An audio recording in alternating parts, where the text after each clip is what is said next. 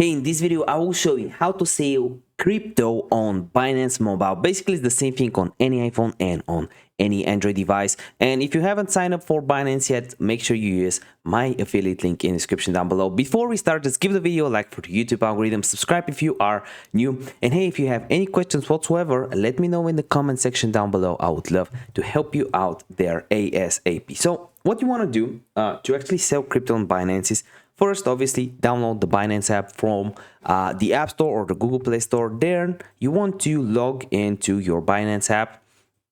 And if you're using the professional one, like I am here, to trade with margin, chances are this is a little bit harder for you to execute trades on. So just click on your profile at the top left corner and switch to Binance Lite. From there, all you have to do when it loads up, you just click on the trade icon, the arrow left and right at the center. Click there and then just click on sell.